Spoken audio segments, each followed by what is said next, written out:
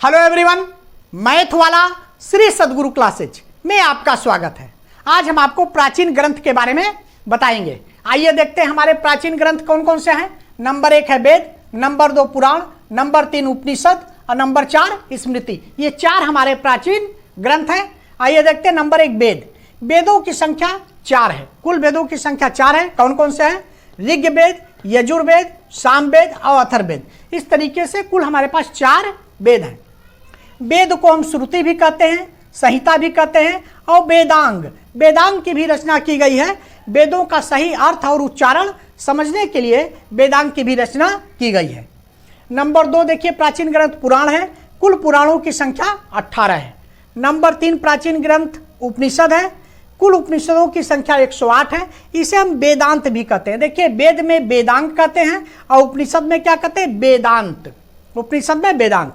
Number 4 हमारे प्राचीन ग्रंथ स्मृति है। मुख्यतः हमारे पास 18 स्मृतियां हैं।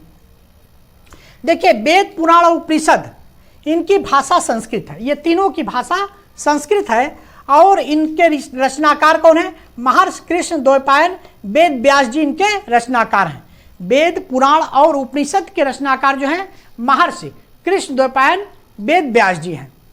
स्मृति देखिए मुख्यतः 18 है। इसकी भाषा क्या? लौकिक संस्कृति। विष्णु स्मृति के अतिरिक्त, विष्णु स्मृति को छोड़कर जितनी भी स्मृतियां हैं सबकी भाषा लौकिक संस्कृत है। स्मृति के रचनाकार जो है, स्मृति को जिस ऋषि ने वेदों की व्याख्या अपने तरीके से जैसे कि उसी के नाम पर जो उनका ग्रंथ था वो स्मृति ग्रंथ हो गए। उसी में जैसे है आपके मनु स्मृति, याज्ञवल्क स्मृति, इसी तरीके से तमाम जो है स्मृतियां, कुल मुख्यतः 18 स्मृतियां हैं। आइए हम जानते हैं कि कृष्ण द्वैपायन वेद व्यास जी के बारे में जानते हैं। ये महापुरुष जिसने कि वेद, पुराण और उपनिषद सभी की रचना की है, तो इनके बारे में थोड़ी जानकारी हम लेते हैं। देखिए, वशिष्ठ मुनि के पुत्र जो है शक्ति थे और शक्ति के पुत्र पराशर। ये पराशर ऋषि और सत्यवती के पुत्र जो है व्यास। पराशर ऋषि और सत्यवती के पुत्र जो है व्यास जी हैं। इनका नाम केवल व्यास था। ये श्री हरि विष्णु के स्वरूप हैं। श्री हरि विष्णु के स्वरूप हैं। जन्म होते ही बड़े हो गए। जब इनका जन्म हुआ तो जन्म के बाद ही ये बड़े हो गए और तपस्या करने द्वैपायन द्वीप चले गए। द्वैपायन द्वीप में इन्होंने काफ़ी वर्षों तक तपस्या की, जिसके कारण इनके शरीर का रंग काला हो गया। इनके शरीर का रंग जो है काला पड़ गया। इसीलिए इन्हें शरीर का रंग काला पड़ने के कारण कृष्ण कहते हैं और द्वैपायन द्वीप में तपस्या करने चले गए, इसलिए कृष्ण द्वैपायन इनका नाम पड़ा। इन्होंने वेदों को नया स्वरूप दिया। इन्होंने क्या किया? सभी वेदों की रचना की, वेद, पुराण, उपनिषद सभी की रचना की और उसे एक नया आयाम, नया स्वरूप दिया। इसीलिए इनका नाम वेद व्यास भी पड़ा।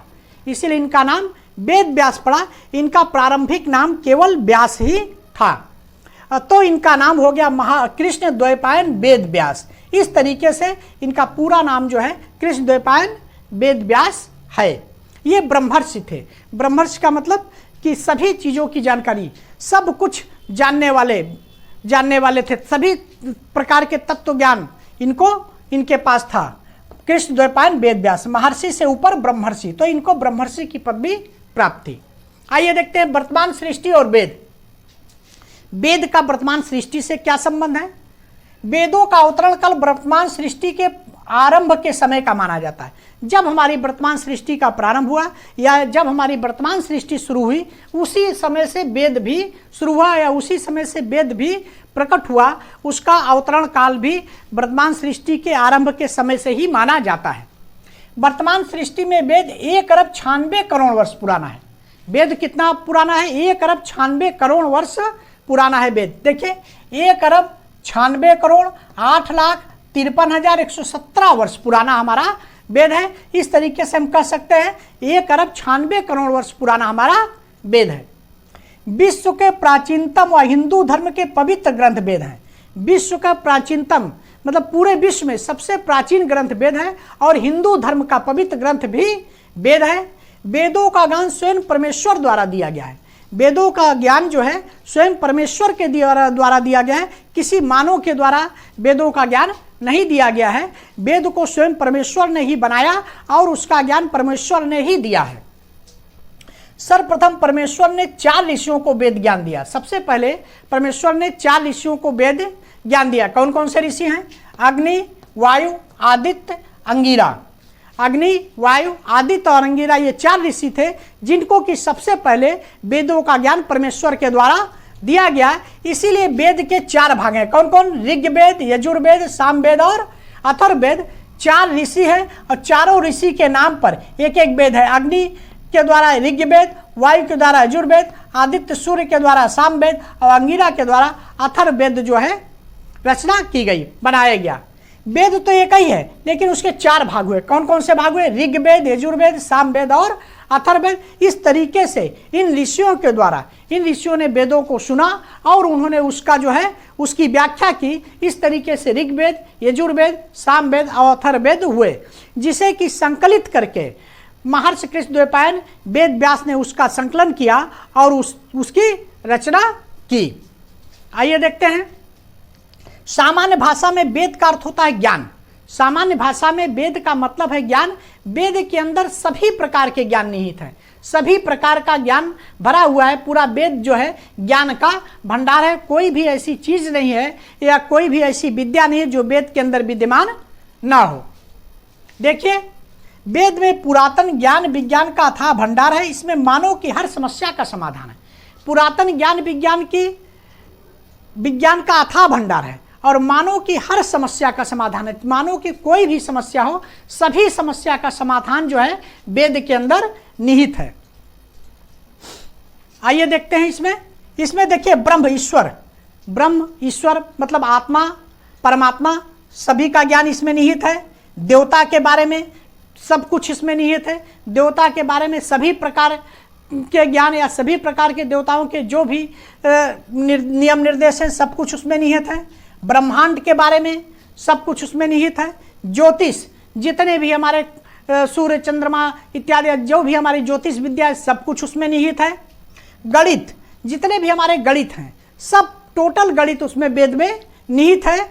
इस कहने का मतलब ये है गणित का आविष्कार ही वेद से ही हुआ है। गणित का मूल ही वेद है। वेद में ही टोटल गणित है जिसको कि समय समय पर जिसका कि आविष्कार किया जा रहा है। गणित विज्ञान भी उसमें है, रसायन, औषधि, जितनी भी औषधियाँ हैं सब कुछ वेदों में विद्यमान है। सबके बारे में वेदों में पूर्ण रूप से दिया हुआ है।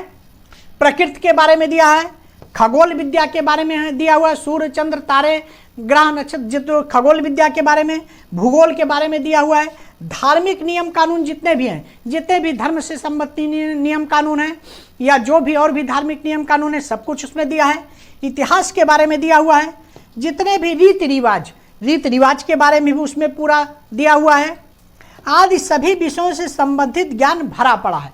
इस प्रकार से आप देख रहे हैं कि हमारे वेद में कोई ऐसी चीज या कोई ऐसा ज्ञान नहीं है जो कि उसमें ना हो, या कोई ऐसा विषय नहीं जिसके बारे में वेद में दिया ना हो। इस प्रकार से आप वेद जो है बहुत ही बृहद ग्रंथ है जिसमें कि सब कुछ सृष्टि ब्रह्मांड से लेके सब कुछ, ज्योतिष विद्या से लेके गणित से लेके सब कुछ उसमें निहित है।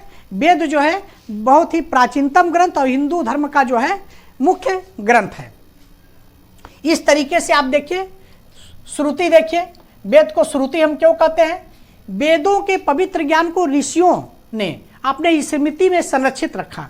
जैसे वेदों को परमेश्वर द्वारा बताया गया तो ऋषियों ने उसके पवित्र ज्ञान को अपने स्मृति में संरक्षित रखा और योग्य शिष्य और जो उनके योग्य शिष्य थे उनको श्रवण कराया।